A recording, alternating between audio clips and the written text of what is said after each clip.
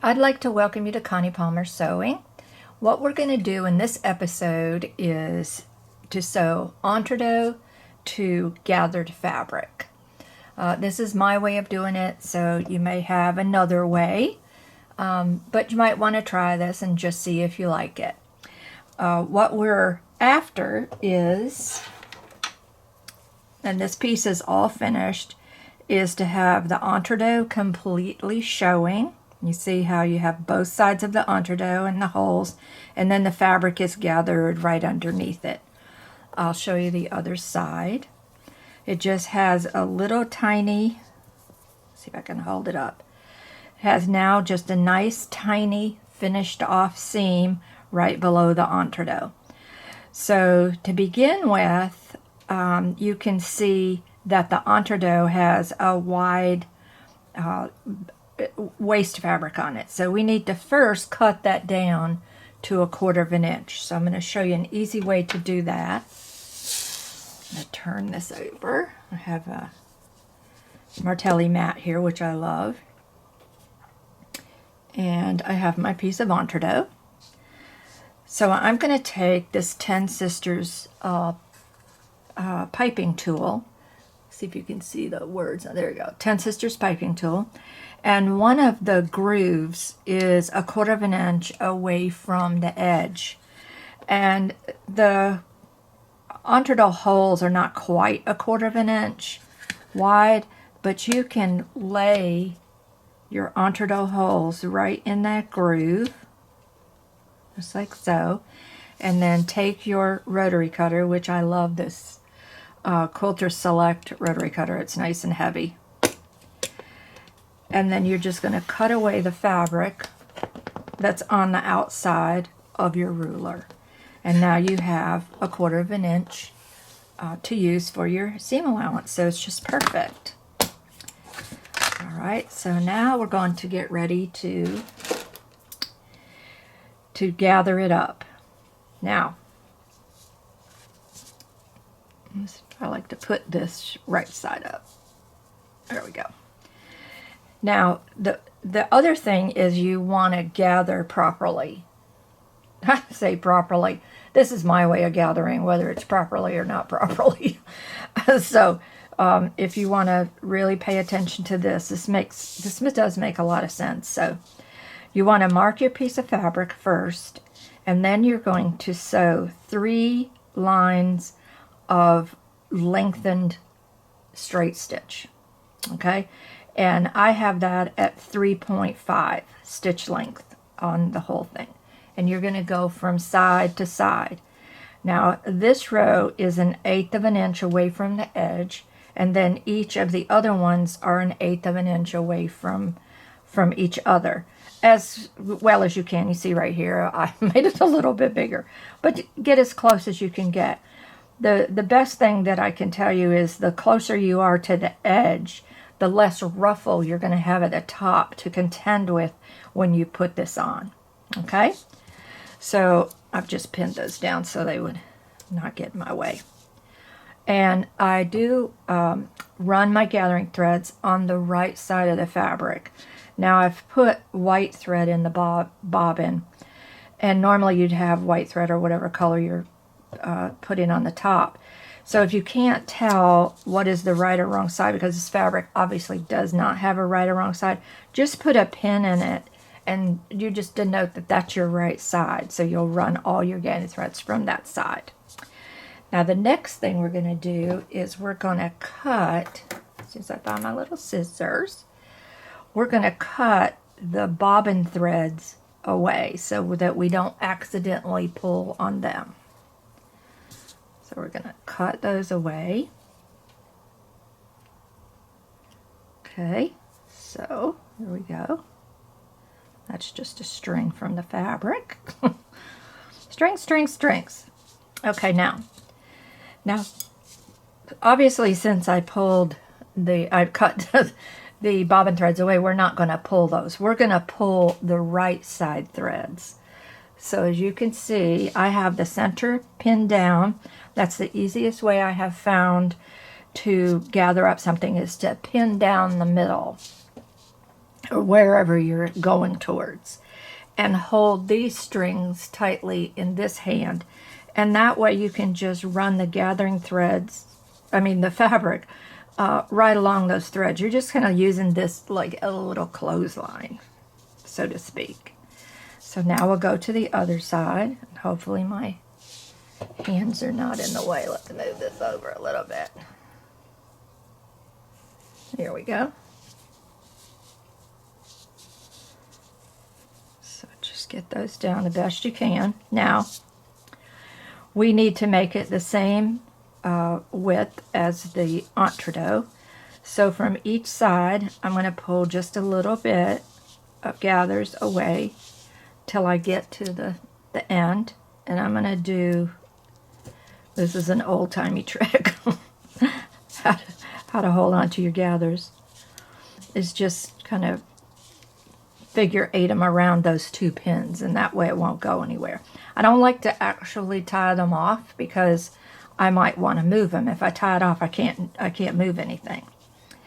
Okay, I'm going to do the same on the other side. I can take this pin out now. Now, I may want to pull 1 or 2 threads because I want everything to be flat up there at the top. There we go. So now, I'm going to put 2 more pins over here, and we'll do a figure 8 here, and that'll hold it. Now, we can take a pin and just straighten these out however we want them to be. There we go. Now we're cooking. See if I can do it with my left hand. I don't know. Not that. And I don't go all the way over to the edge because usually there's some kind of seam allowance here. So I really don't want a lot of gathers where I'm putting my seam allowance. So I don't go completely to the edge. But now we have these pretty straight. And what I really want you to focus on now, I'm going to lift it off of here now.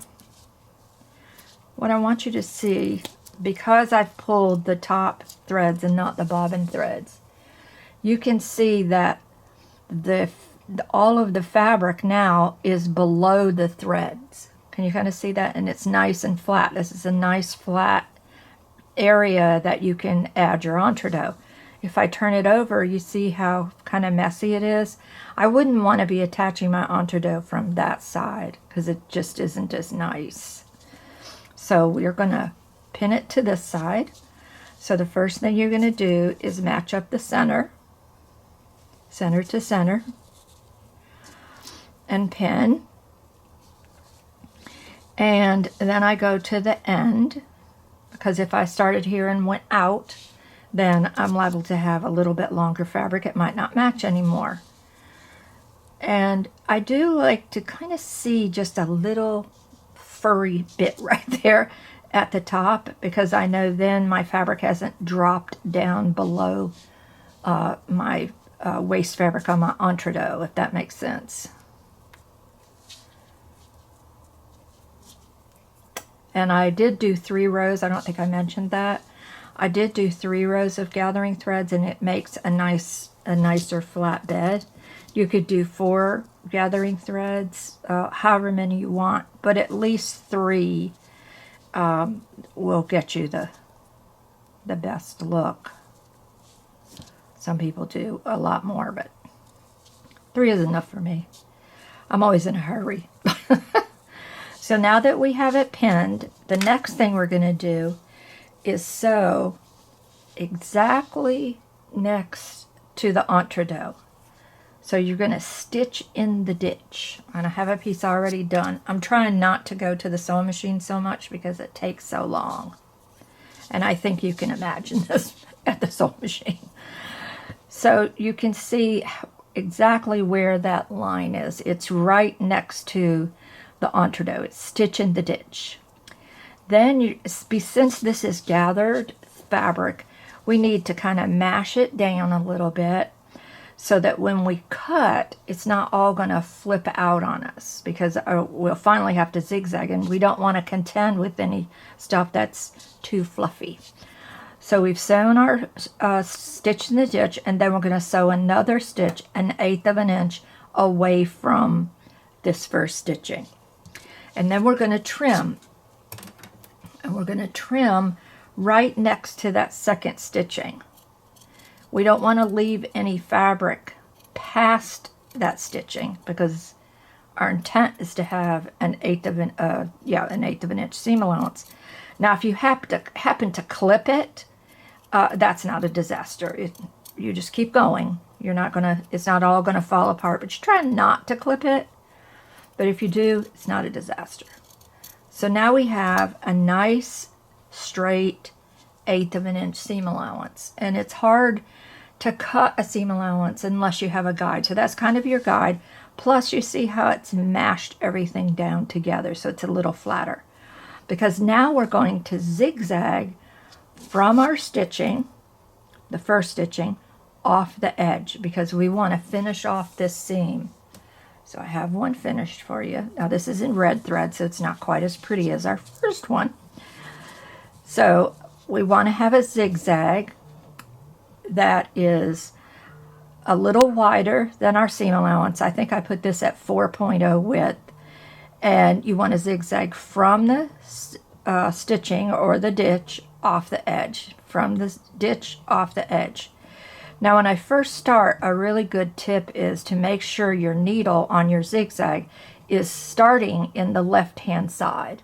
Okay, now some machines have a zigzag that starts in the left, one that starts in the right, one that is, so there's two different ones.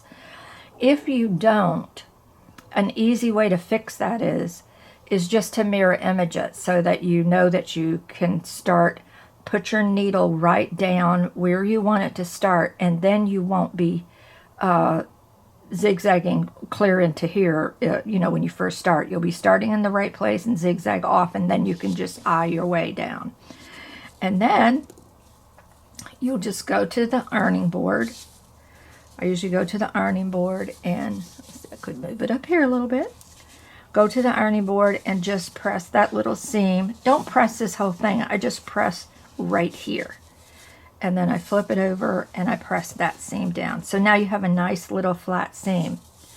Now to remove your threads that show, because you'll see you have one thread right here that shows,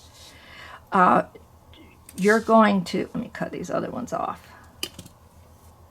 All you have to do is on the right side, because we've clipped all the bobbin threads off, so you don't have those anyway.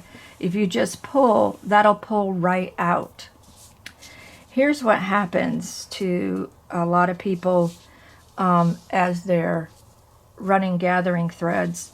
They'll run them on the right side, then they'll draw them up on the bottom, and then when you go to pull them out, they go back to the right side because that's what you see. And once you pull that, it locks up the thread and it won't pull out. That's when you have to pick it out. And I know no one has had that happen to them, I feel sure. I feel sure I'm the only one that's ever happened to.